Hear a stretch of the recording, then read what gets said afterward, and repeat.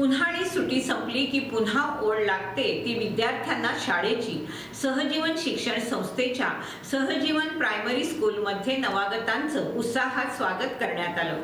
ढोल ताशांच्या गजरात फटाके वाजवून आणि विद्यार्थ्यांना पुष्पगुच्छ आणि खाऊ वाटप करून त्यांचं प्रशालेमध्ये स्वागत करण्यात आलं। विद्यार्थ्यांना शाळेत सोडण्यासाठी पालकांनी देखील मोठ्या प्रमाणात गर्दी केली होती।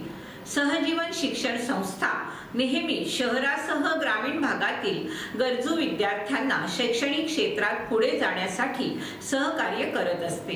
आजपर्यंत सहजीवन शिक्षण संस्थेचे असंख्य विद्यार्थी विविध क्षेत्रात विविध शासकीय पदांवरती सध्या कार्यरत आहेत।